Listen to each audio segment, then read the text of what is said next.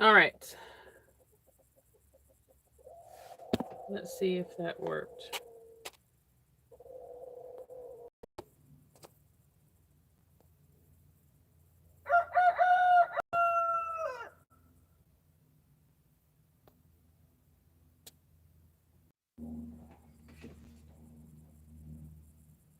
We're trying the new link.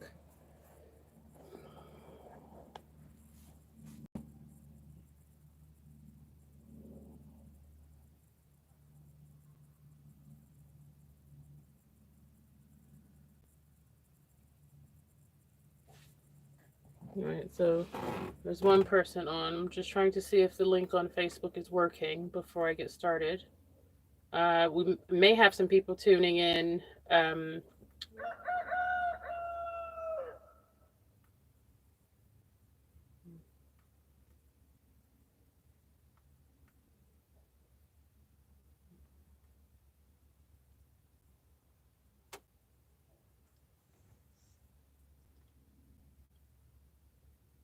it's the first time YouTube live, so we'll see how this goes getting started.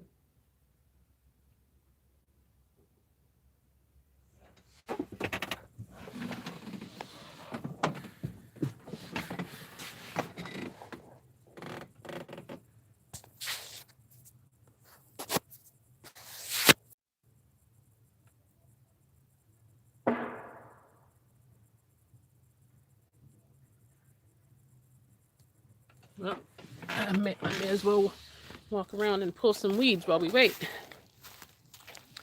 I see one person there. I don't know if the link is working. I've made it the streaming live now. I mean, public, so anyone should be able to get on. So we'll give a few more minutes before I start. So it's doing this from my phone. It's very hard to see if people are coming on from my YouTube page or from the Facebook page. But today we're going to be talking about gardening beds and the types that work for you. Yeah.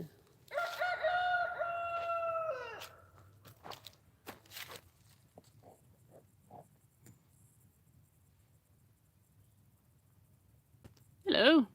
We're just waiting for a few more people to come in and then we'll start talking about the gardening bed types.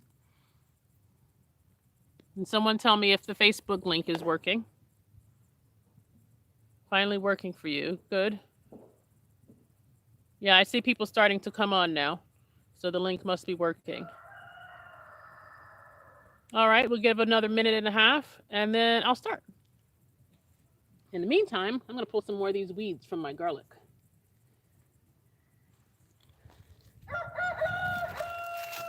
It works. Good. Awesome.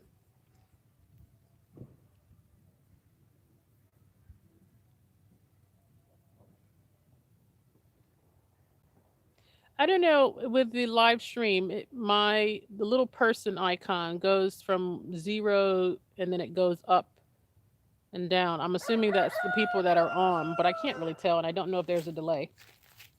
So, again, it's my first time sort of doing this. So, we're going to see how this all actually works. And the sun is that way, so we'll walk this way.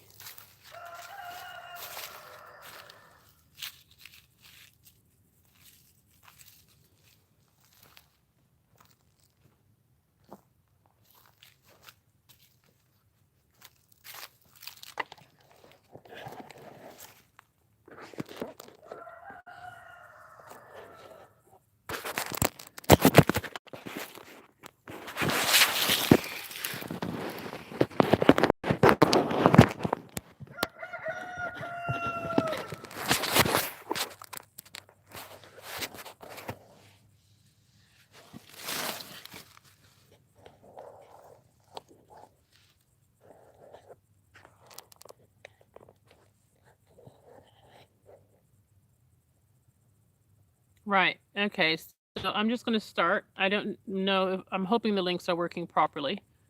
Um, So there are a number of different types of garden beds, and different things work for different people. Yes, thank you, Apollo.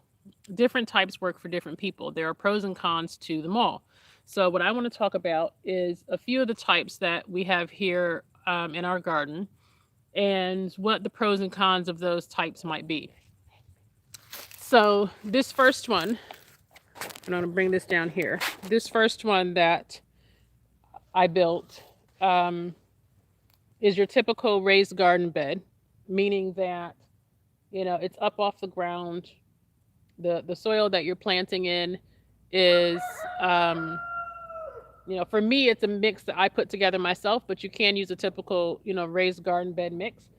But this is actually that 1/3, and I'll get you closer so you can see. This is actually that 1/3 peat, 1/3 vermiculite, 1/3 compost. You're in the sun. Sorry, I'm gonna go this way. So that's kind of what it looks like. It's super, super light. And we had a rain last night and it's still super, super light. And that is largely the vermiculite that's helping to, and the peat, but particularly the vermiculite that's helping to keep that light and airy. These are all actually onions that I've put in this bed. And this is a 12-inch bed, but I have not filled it all the way up. I put 6 inches of soil in. And the reason I did that is because onions do not require that much soil. So instead of spending a lot of money straight away trying to fill the bed all the way to the top, you just do whatever it is that you need at that moment. There's no need in buying a whole bunch of extra soil if you're not planting plants in it that need that at that moment. So later on, I'll put more soil in, if I'm going to plant tomatoes or cabbages or things that have deep roots or are very heavy feeders. So that adjustment or that flexibility is the same reason my posts on the side are so high. It's so that I can turn around and put, these are 12-inch boards. So you can see, that's a 12-inch board from here to here. And my posts are high so that I can add another 12-inch board. Plus some, but particularly another 12-inch board to that and make my bed taller. So for instance, if I decide I want to put potatoes in here, I can put it in at this level and then add another level if I choose. Not that you necessarily need it, but I like 12 inches for my potatoes. So that's your typical raised bed. My beds all of them are no wider than 4 feet. You never. I'm gonna say it definitively. It depends on what you're after. I don't do larger than 4-foot beds if I can help it. I'm gonna show you the kitchen garden. When we moved in, the beds are 4 feet wide, but you can't reach them from every side. If you notice with this one, let me see if I can tip this a little bit. If you notice with this bed, it's 4 feet. I keep putting you in the sun. If you notice in this bed is 4 feet wide this way, and it's actually 12 feet long. So I did not put in my square foot gardening grid pieces because I knew that I was planting all onion. And so instead I chose to just, tag my onion in the rows that they're in, because onion is not like greens. It's not going to jump up and spread on you and then you don't know what you've got. So the onions are very well separated by rows. So this bed, this is my cheaters bed. So what I've done here is I literally just threw my compost mix on top of the dirt to smother it. But in all fairness, I think I had a little bit of a head start because I had a carpet down here to help break up the weeds and kill a few of the weeds before I put the soil down. But then I came in and I put, you'll forgive me, I can't see if anybody's chatting with me because I'm facing the sun. So as soon as I'm done, I'll come back and check the chat messages. I put the mix that I did right on top of. In fact, this isn't even a full mix of mine. This is mostly just bagged compost. It's mostly just bagged compost. It's not even a full mix that I've done. And so I did that in the fall. You can see the full garlic on the end that's growing nicely. And although these look like weeds, they're actually not. Those are garlic from bulbs. And I'll do a video on garlic, and you'll explain what bulbs are. But they're the little tiny little garlic cloves that grow when you get hardened garlic, and you can get 100 or 200 or maybe even three, but certainly 100 bulbs in the top of a seed head, from the hardneck at the top of the scape from the hardneck garlic. And you take it and you plant it the next year. It'll grow to about the size of a clove. So you'll end up with a little round ball like that. It's garlic. You can eat it, or you can put it back in the ground and grow a full head of garlic the following year. So because I'm patient, I threw that in there along with the rest of the garlic that I had there. So that is my cheaters bed. As you can see, I actually have a few weeds, a few grass weeds in here because I did it that way. So you can cheat, but there's a cost for cheating. So if you look, that's grass. So you don't want that in there. You have to be very careful to go in and get the root out. Now, because I have the garlic from the bulbs in here, it's a little tricky. I don't want to pull my bulbs out. And I've got some wild chive growing here too. You can see it's the really big one. So anyway, that's a cheater's bed. This bed here is a modified version of what they call a Ruth Stout bed. So a Ruth Stout was a very famous woman who basically was one of the founders of what they call lazy gardening, right? So the idea that she had was she would put old straw or hay just right on top of the soil in the fall, let it kill the weeds and all the growth underneath, and come back, just throw down whatever she was planting underneath the hay or straw in the spring, top up with more hay or straw, and there you go. However, that was after she had tilled for a while. So I have seen people do it where it works. I didn't want to wait because it can take up to 2 years for it to break down and really affect your soil the way that it's meant to. And so I didn't want to wait 2 years. So what I did is I actually took the same methodology somewhat, and I piled on some spoiled hay that we had. But before, I didn't just pile it onto the dirt. I put compost down first, just simple bagged compost, because my homegrown wasn't ready. And then I put my garlic down in the compost and covered it with the spoiled hay. And as you can see, they're coming up. And this is actually shallots, not garlic. I'm sorry. These are actually shallots. So they're coming right up through the hay. These beds, again, these are typical raised beds. I did about 4 inches of mix in these. These are all garlics that were planted in the fall. This is just one of the things that you can do if you happen to be near someone who, has animals and they have hay. Especially this time of year, you do find people with hay that they can't use because the grass is coming back, pastures are coming back, and people are not buying the hay. So if you look outside of the city a little bit and say, hey, I'm looking for old straw or hay, you can find it. And I actually just put it down in the walkways, and I just pack it on to kill the weeds in the pathways. Here, this is actually a carpet that I got from one of the secondhand. It's not really a secondhand store. I'm trying to think of what they call it. Habitat for Humanity. So I actually got this rug from there, and it was just a long runner that was very inexpensive. And I put it down to kill the weeds in the fall. And that was just another way of doing it rather than putting the hay down, which might actually give me a weed problem, truth be told, as things warm up. But that's what I had. So these are also modified. Let me see if you can see that. These are also modified Ruth Stout beds, same concept. planted with potatoes. I don't think there's anything growing in there yet because they haven't been in there that long. So I'm not expecting to find potato shoots at this point. So I don't think there's going to be anything in there yet. Same thing over there is potatoes. And that is the only reason that's enclosed is because the fencing was there prior to our moving here. And I just decided there was no reason to remove it. We may use it for an animal pen later. If you're joining me from my YouTube channel and you're wondering why on earth is she talking about gardening and not scarring alopecia, um, it's something that's close to my heart, and I will go back to posting about the scarring alopecia.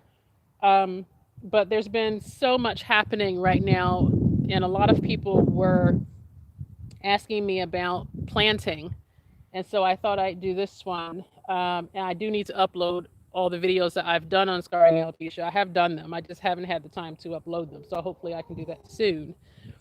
But just wanted to let you know what was going on. So back to the beds. This bed, I'm trying to do it without putting you in the sun. I'm going to come down here. I'm trying to see what you can see. Okay, so this is a flipped bed. As you can see, there's a huge trench on that side. So the upside about the raised beds is it's fully free draining. There's no issues with, getting anything waterlogged. It doesn't dry out very fast because it still has the soil underneath to draw from it if it needs to.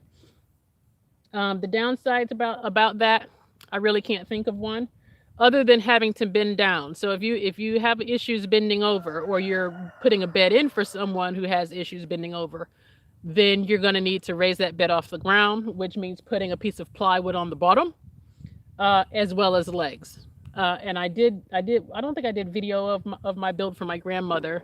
I think I did photos, but I still maybe be able to get that into a video somehow. So that can be raised up off the ground. The downside, as I said about the Ruth Stout method, is that if you use hay instead of straw, you likely will have a lot of weeds and it's a little more work. But if that's what you have, that's what you have. The downside of the flipped garden bed. Well, let me start with the positives. The positives is that I added my own compost mix on top of this because I just like my mix. But the truth is, I didn't really have to. We dug out the sod from the other side and we literally flipped it onto the grass next to it. And you expose the roots of the weeds and grass that were in there, and they start to die off. And you also have soil that you can plant right into. The other bonus is that the grass on top of the grass that was there kind of sandwiches, and you get built-in composting. And so that built-in composting builds heat that will in turn help the germination rate of your seeds if you're in a cooler season. So those are really the pluses. And if you don't want to put the mix on top, if you've got half decent soil, you've just saved yourself a lot of money. The downside is it's more work. I ended up having to do this one with my family. And it's a lot more work to kind of dig it out. But you just have to figure out what's best for you. Do you want to dig it out, or do you want to, do you want to do the work, or do you want to and save money, or do you want to spend the money and save the work? So it really just kind of depends on what works for you. If you're somebody who doesn't have the physical capability at the moment to do that kind of digging, and it's not super hard, but it's, it's some work. If you don't have that physical capability, then maybe a raised bed is better for you. Another downside to this, by the way, is that you've got to make sure you cover that grass, because you can see where we didn't cover it and it's actually growing back. But that being said, I now have a trench with water next to it. So I never have to worry about this bed going out, because this trench holds all of the rain that comes in and drains off very slowly. The upside to that is that the bed next to it won't likely dry out. The downside to that is you've got a water trench, and mosquito season is no joke, at least not here in Jersey.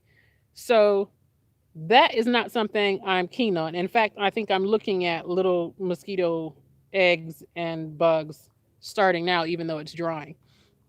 So I will probably end up filling that in.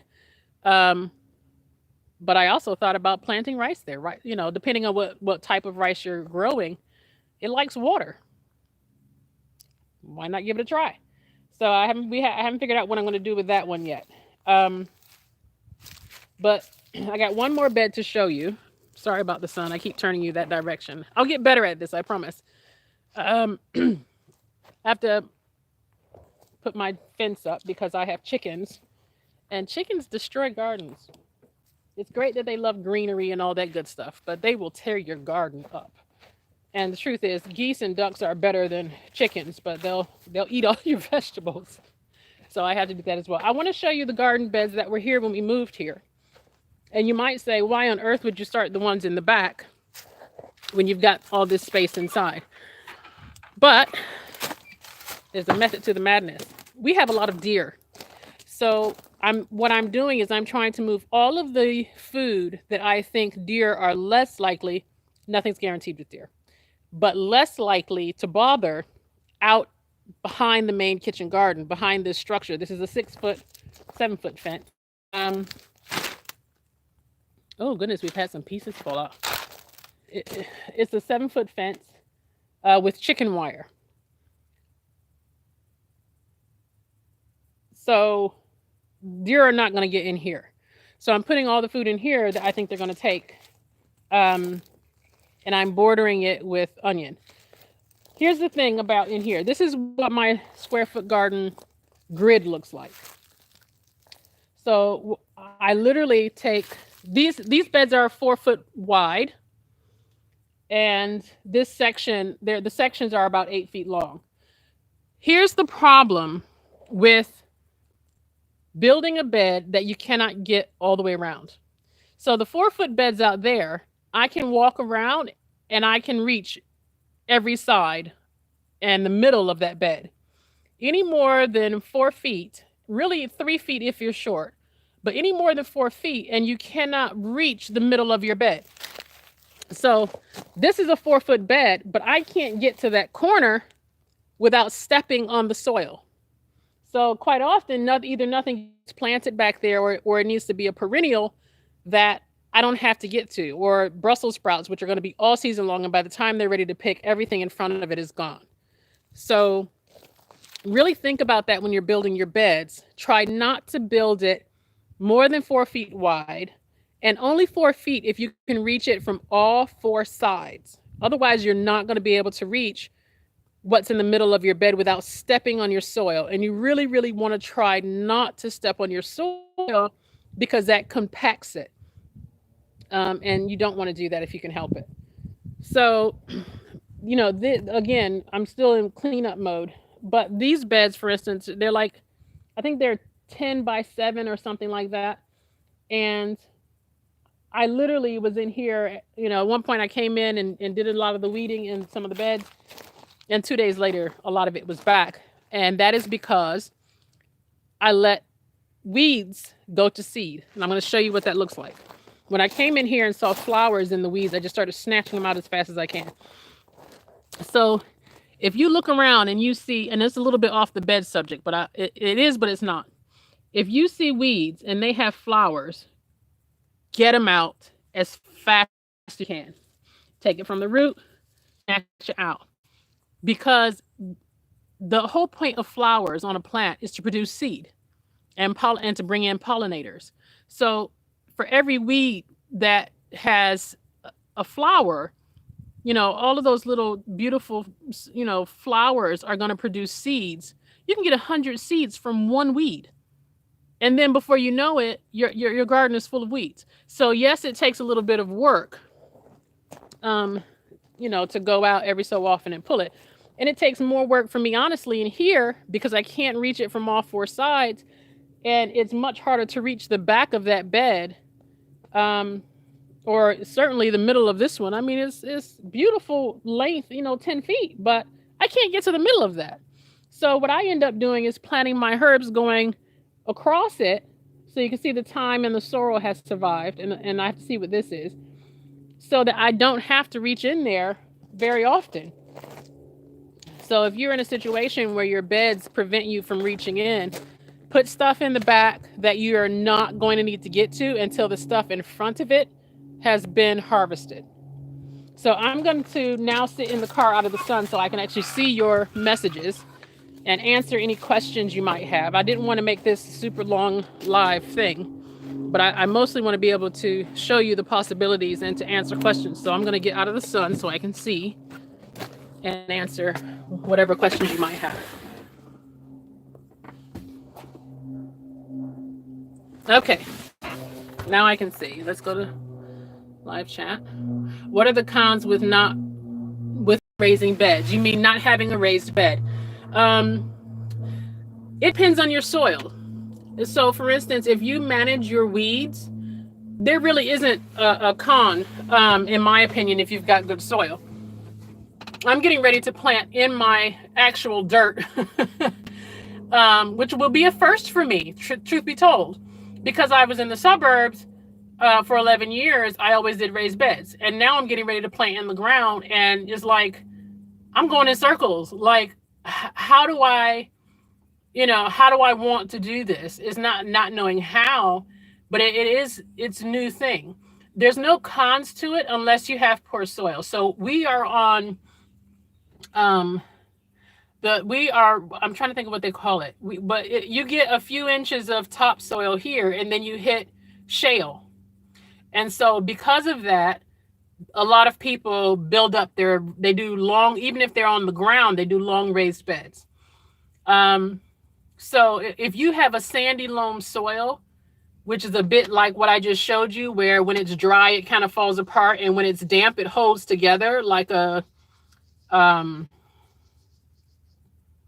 like one of those stress balls. It kind of holds together and then releases. If it stays compact and hard when you squeeze it or it drips, you've got clay soil. And if it never stays together at all, you've got sandy soil. What you want is a sandy loam. So if you have a sandy loam, no reason at all you can't plant in the ground. The only cons is going to be, bugs, but you're going to get bugs even if you're in a raised bed. So if you can plant in the ground and there's no chemical issues, nobody's been spraying, you don't have super hard soil, I say plant in the ground. I don't see anything wrong with it. I would add compost for nutrition, especially once you've been doing it for a few seasons, a couple, even really more than one. If you're doing heavy feeders like cabbage and tomatoes, and you're definitely going to want to amend your soil a little bit just to add a bit of nutrition and to attract worms and things like that, especially if you're making your own compost at home.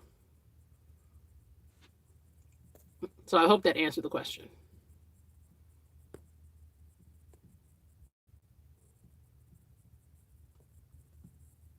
Oh, there we go. I can't garden, but I still watch these types of videos, storing up knowledge. Well, that's the way to do it. Before I was able to move to this farm, I started learning about animals and gardening on a farm 6 months before we moved. And I dug in like nobody's business. So absolutely keep learning. Yeah, it is different from my normal channel content. I don't even have that much content on there. Hi. So, again, it's hot. It's different from what I was doing, but to be honest, it's not that different, because a huge part of what I think was going on with my scarring alopecia, I really believe is health related, nutrition related. I just don't know what the connections are. And so this change in lifestyle has been an amazing thing for me. So, I'd be really curious to see how that's going to work. I'm sorry about the fingers. I'm trying to see you guys as you go. Oh, you're welcome. All right. Anybody want to tour the farm before we go? Because I think I'm done. Unless you guys have any more questions, I'm done. What's the best way to integrate fruit into a garden? Okay, so I have in the kitchen garden, I have blueberry bushes. The best way to integrate your fruit, first of all, they say the best time to plant a fruit tree was 20 years ago. I'm sorry, a tree 20 years ago. The best time to plant a fruit tree was yesterday. Okay, you want a tour? Okay. definitely, if you have room to put in a few fruit trees, I would do it. If you're in a smaller property, they have dwarf and semi-dwarf trees. Your dwarf trees don't get higher than about 8 feet tall. That's amazing because you basically can stand there and maybe with a step stool and pull your fruit off. And are they going to produce as much as, your bigger, full size trees? No. Will they produce food and fruit for you and your family? Yes. And if you happen to have a few animals, they'll also produce for them. So blueberry bushes are really the first step in fruit in the kitchen garden to me. Strawberries, be very careful of. They attract mice. I learned that the hard way. Strawberries attract mice, and your mice will not only eat your strawberries, they'll bite into your tomatoes and decide they don't like the taste and just leave them so that you can't eat them. So if you're going to plant strawberries, which I fully intend to, plant them again, plant them well away from everything else. And at some point I'll go over, that's my kitchen garden. And you can see the garden in the back with the chicken electric fence. At some point I will maybe do something to show you how I critter proof all of my beds, and how what I used to do in the suburbs. I don't need to do the same things out here because we have different issues. But I can certainly do something to show you what I was doing out there. Hello, guys. They're over there because they know I'm not going to feed them. If I grab grain, then they're going to start running over. These are I don't know if you can see it because I got to face the sun in order for you to see them. You're going to come say hello. We have 2 ewes, 2 female sheep who are pregnant with 2 twins each. 2 twins, at least twins each.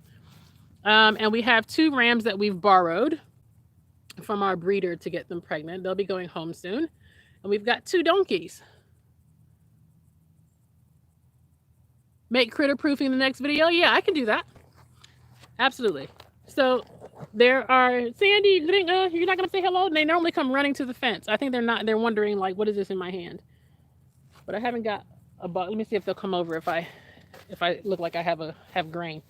I try not to give them grain when the grass is growing. They have hay. Put some more hay out for them. The females, look at this chickens. You got chickens laying by my hay.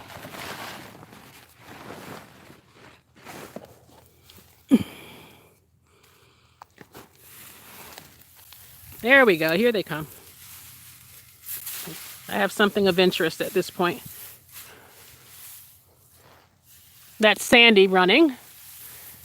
Sandy and Gringar, they're both Katahdin sheep. Beautiful girls they are. I can't wait. By this time next month, we'll probably be starting to lamb, so we should have some lambs on the ground soon. And that's Thelma and Louise, our donkeys, and they keep the sheep safe from the coyotes. I've actually seen them having a go at something. They're sweethearts, but they can get really silly when it comes to protecting their girls. But I call them Thelma and Louise because they can be a bit naughty. I got a chance to brush them. They let me stand there and brush them for the first time. We've had them for about a year. I got them from someone else, and I was able to brush them for the first time today. Isn't that right? Yeah? You let me pet you? You let me pet you earlier. Hello, sweetheart. I won't push it. What do we got?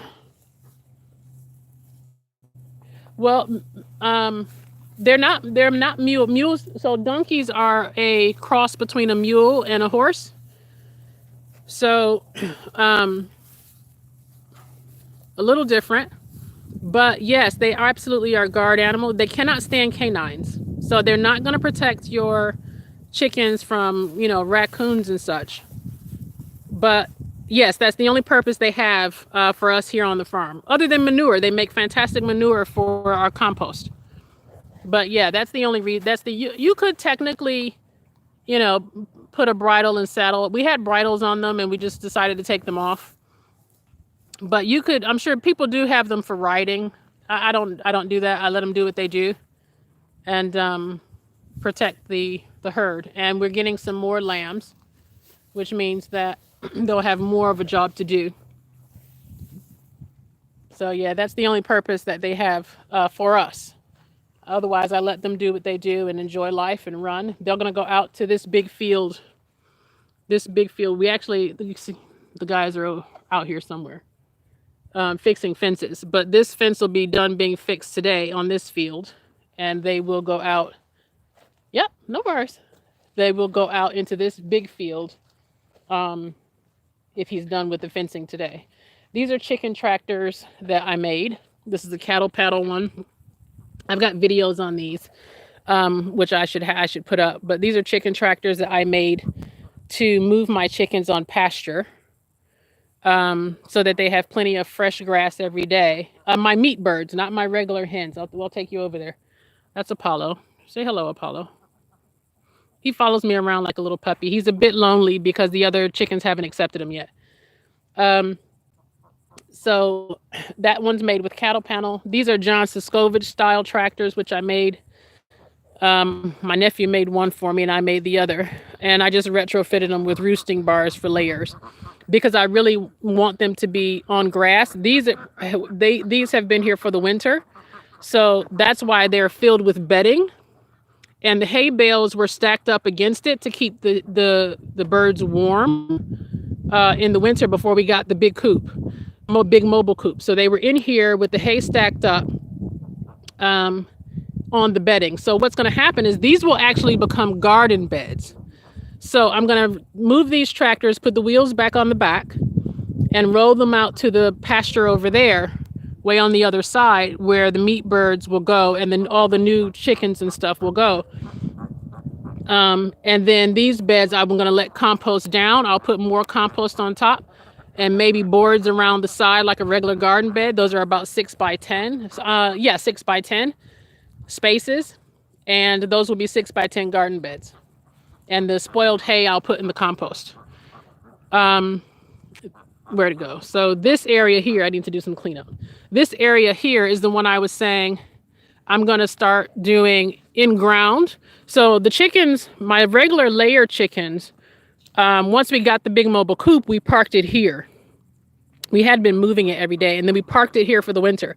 So the grass is actually growing back in this circle, but this had a lot of chicken poop and a lot of scratching done.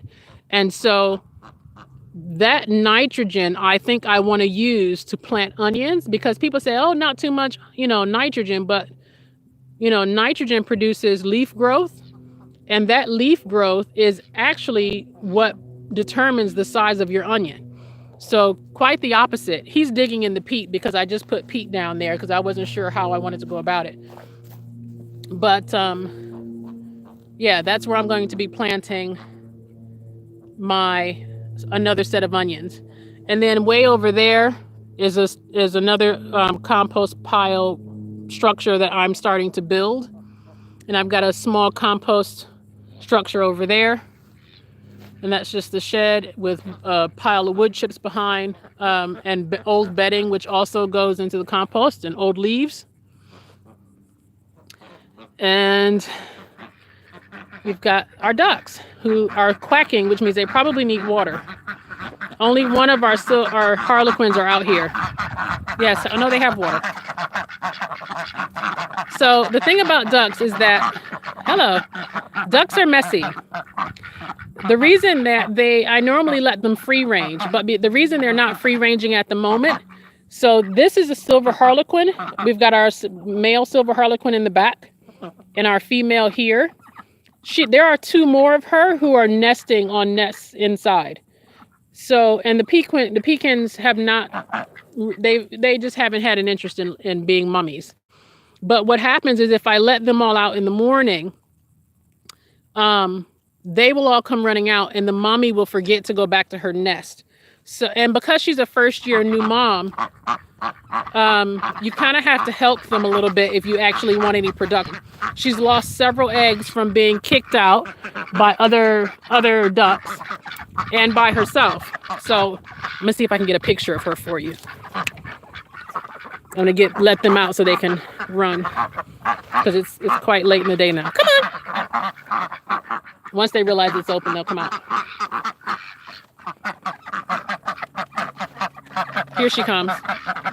Here she comes. She heard him coming out. So I just have to keep an eye to make sure that she goes back in. Oh, that's the inconsistent one. The hardcore mommy is still in here. Let's have a look. No. Okay, I'll leave you to it. Oh, somebody else is laid in her nest too. I need to check those eggs. They're marked so that there are no new eggs. I'll let her come out and then I'll come back and give them some. They're out here.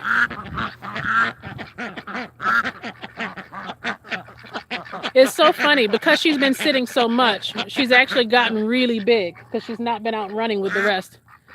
Come on, sweetheart. They're out here. Chick, chick. Come on. Oh, here come the chickens too because I made that noise. Yeah, no, I'm not actually feeding. I'm sorry. That's a feeding sound. No, I'm not feeding. She'll find her way out when she's ready. Hello, Apollo.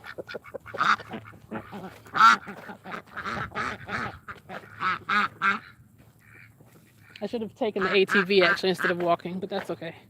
This is Red. She's like a dinosaur. It's one of my daughter's birds. She's super smart, but she started our egg eating, so that's a bit unfortunate. She has her beak. When we got her, she got her as a young pullet, and they had trimmed her beak. So she's the only one on the farm with a trimmed beak. She's a red sex link. I don't trim beaks. I try not to trim feathers. If you're going to free range, the best thing to do is to let them, just be natural. I'm just going to flip this. The best thing to do is to let them do what they do naturally. Let them dig for bugs. People say, when you see eggs in the supermarket that say free range, all vegetarian feed, well, chickens aren't vegetarians. So, when you let them free range, the first thing they're going to go for is the protein. So they're digging for bugs, and they do eat grass, so you move them along the pasture. But don't be fooled. Free range just means they have access to some outdoors. It doesn't actually mean they're doing what you see these chickens doing. I mean, they're spread out all over the place. That's not always a good thing, but I'll take it for now, right? And they like to be in the woods, so most of them are in the woods. Hey, Patch. It's my baby girl's bird. He's a sweetheart. And there's Big Boy. Give you a shot, Big Boy. Pat, you're going to say hello? It took him a long time to be accepted. He's a blue-laced red Wyandotte. He's getting some more hens in a few days. And the chicks and the brooder are mostly for this guy here. Trying to see what you're saying. The donkeys are miniatures. And yes, I'll see you Wednesday. This is Big Boy. Yeah, you don't have to, yeah, feel free to head out. That's Big Boy. Hello. He's our main rooster. And he takes no nonsense. He's super sweet. He'll take food from your hand and drop it in front of his hens. And the other day, he fought off a hawk that attacked one of our ducks. I'll have a video up about that too, because that was really quite scary. But you can see he's got like 1.5 inch, 2 inch spurs. And he's sweetheart. Let's go check for some eggs. So, funny thing, I got this coop stuck. Like, seriously stuck in the mud. New Jersey mud is no joke in the springtime or the winter. So, I put on rain gutters to catch water. And of course, it's now full because I got this thing like crazy stuck in the mud. It's a newbie mistake. It is what it is. Let's see if there's any eggs. Unfortunately, we've got egg eaters, so I wouldn't be surprised if some have been eaten. There's one. There's one there. Actually, I'm gonna have a look, but I'm gonna pick them up on the way back. Otherwise, I'll have to put them in my pocket. I took most of them out earlier. You can see one's been eaten. See, it's wet. I have to come back and clean it up. You have to completely clean it up if they do that. And there we go. You've got tan, cream, and green. And we'll leave those there until we come back. I'm not feeding you.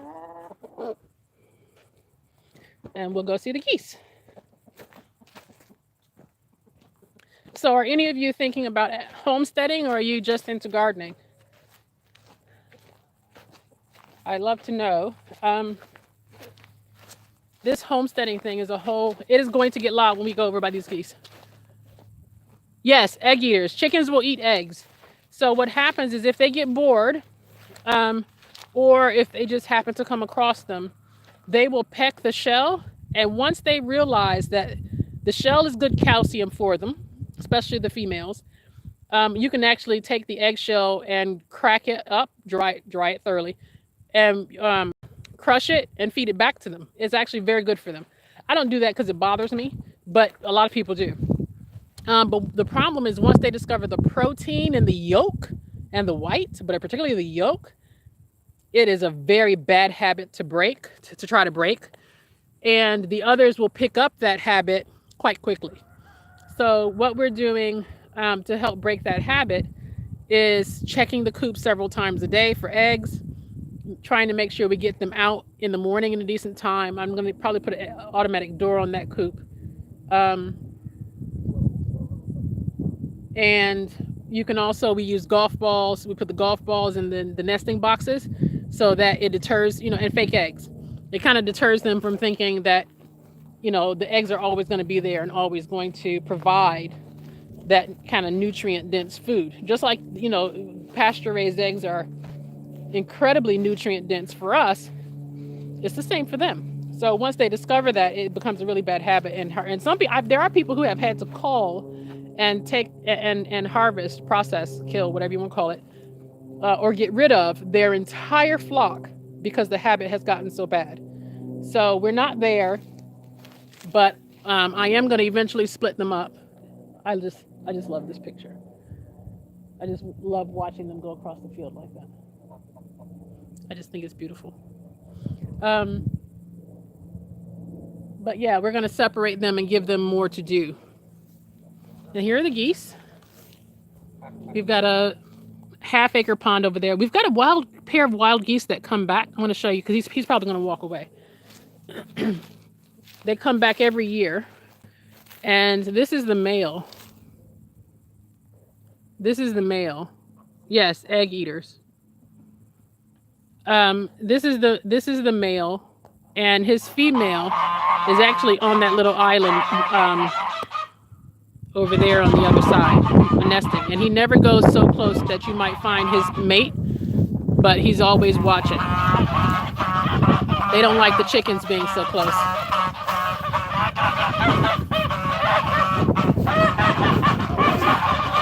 And me. What happens is I have to, well, first I have to not get electrocuted. Okay, that's off. I have to push the females off of their nest once a day. A female goose will actually die on the nest if you don't, the first year in particular. That's our larger male Emden.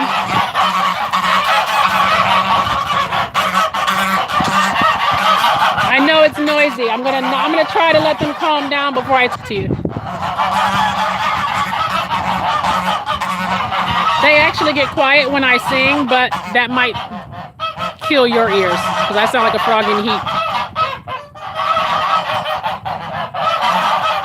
So you can see in the back, we've got a Toulouse mommy over there nesting. She's sitting on eggs. She's our most consistent mom. There's another Toulouse here in the corner. And in the back, sitting on a nest, is a female Emden. And they're going to make a lot of noise, but I'm going to show you a little closer, the two that you can't see. She's standing over, and this is a male. They're standing over this nest right here. He's our most protective male. Our big male Toulouse back there is probably the most defensive against other geese, but he's a little useless where people are concerned. This is the biggest bird out here. He's an Emden. He's got 3 mates, but he gets bullied by the other 2 males, and he doesn't even come in during the day. And I put the male Toulouse in here at night because he's done all of that feather damage is from the male Toulouse and the other white male. And the damage on this male is from the Toulouse. You see mommy trying to sleep in the corner, but they're gonna get a little noisy on me. They're hissing at me. Oh no, they stole her eggs again. This nest was full of eggs, and we've got a little thief. Don't bite me. This is one of our little thieves' nests, but this was a very consistent mummy. And what's happened is they've stolen she had about 12 or 13 eggs in here, and they've stolen all of her eggs. So one of these other moms has stolen all of the other eggs, and they're really bad about that. They'll steal each other's eggs. When they have goslings, you have to be careful because they'll steal each other's babies. And it really is, I need to clean that feeder. It really is a management mistake, because I knew about having the right proportion. I want to fill their kiddie pool with some more pond water. It really is about having the right proportion of, there we go. I knew about having the right proportion of males to females. I didn't learn until after that even having a lot of females that are broody, meaning they're ready to sit on the nest and have babies, having them together, I didn't know that was a problem. So we probably have had about 40 eggs being sat on at one time. But we may not get, he's moving. We didn't realize I was moving towards him. But we may not get that many goslings. Most of them will be lost because of the playing nest merry-go-round and stealing eggs, which means that they're not being incubated at the same time and all of this stuff. So it's a learning curve, The ducks that we have, the 2 ducks, they actually, the one that's inconsistent that came out first, forces the other one to let her sit on her nest with her. And that's how the eggs get pushed out. So, it's a real learning curve for me too. And this is just another field. This is our hay field. I don't think we're going to use it for hay this year. We might, but it's kind of where we are at the moment. We're still kind of trying to decide. The other one with the fencing will be used for the animals. I'm trying to see if I can let you see. Can you see the mummy over there? She's actually sitting right there with her head down. She puts her head down so that you can't see her.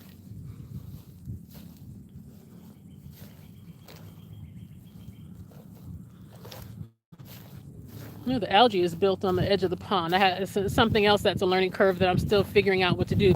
That is actually a chicken crate, but it has barley in it, which is supposed to keep down the algae. So we'll need to replace that for this year. I haven't figured out what to do. I don't think it's enough.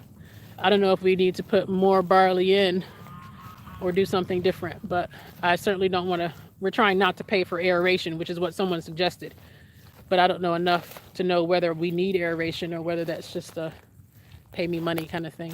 Can you see her? There she is, sitting as still as possible. That's what they do that, and they drop their heads. So I'm curious to see if any of the wild raspberries are up. And he's back sitting down over there. So the thing about wild geese,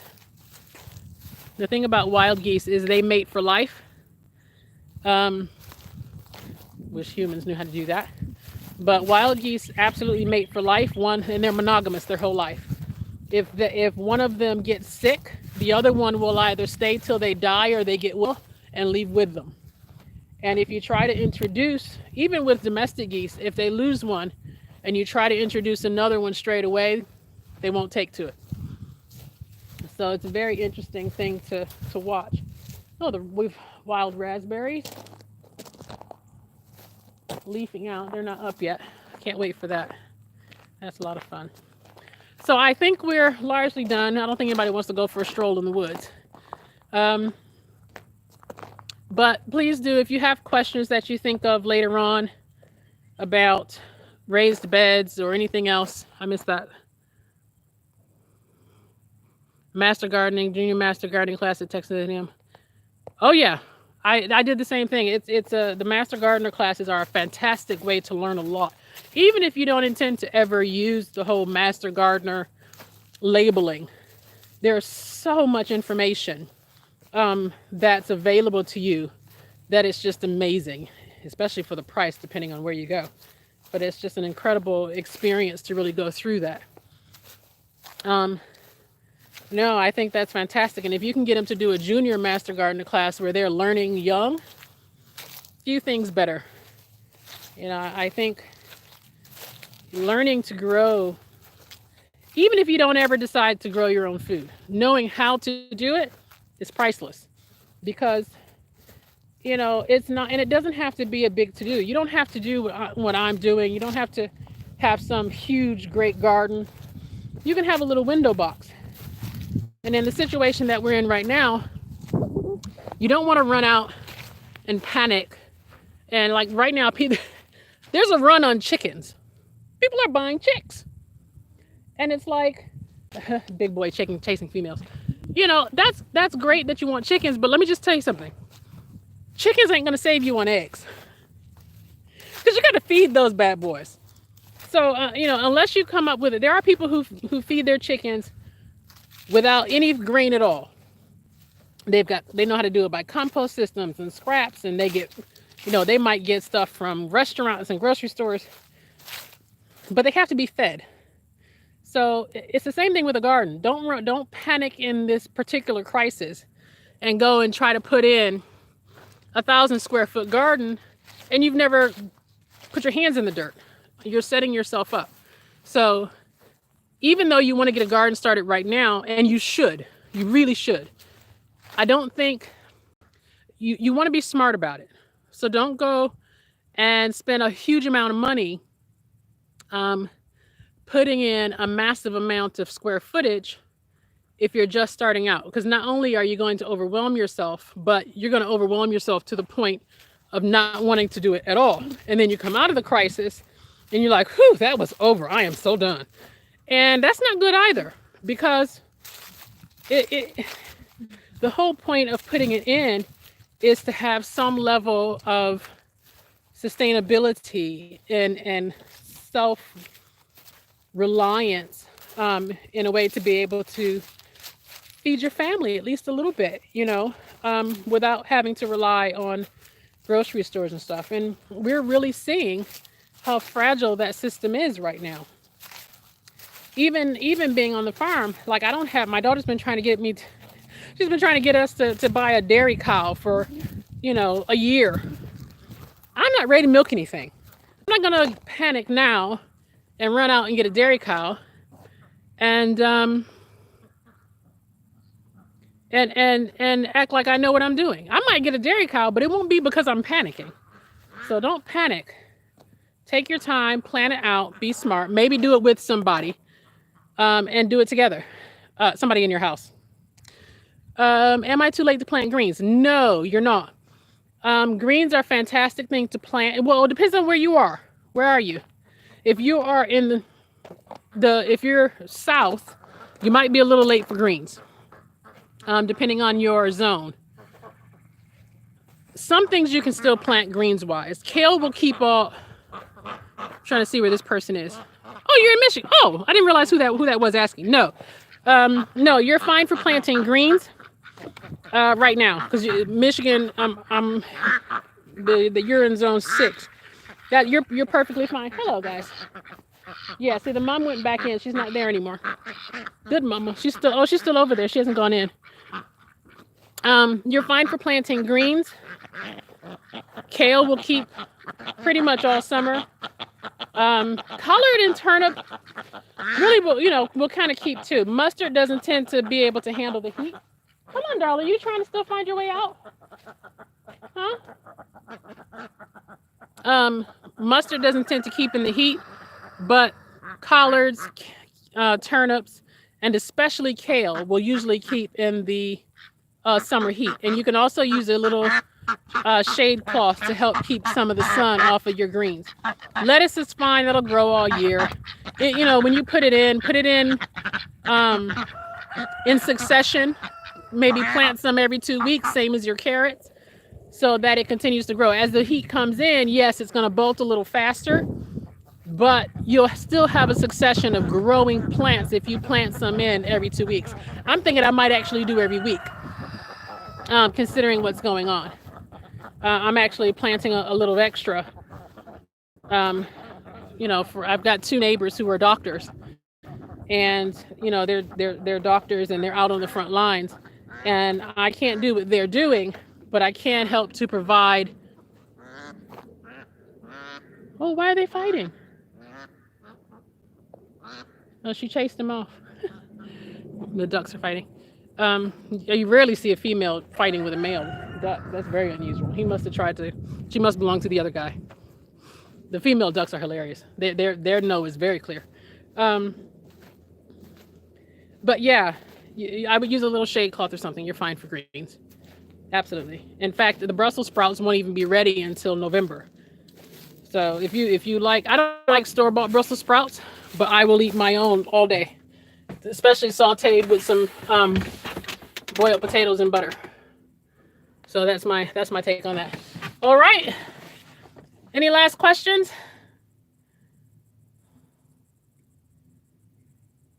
All right, we are at like an hour, a little over an hour, like an hour and a minute and a half. Like that's crazy pants. I was not expecting to go that long, but I will see you Wednesday. And we've had a request for critter protection, critter proofing. So Wednesday will be on critter proofing.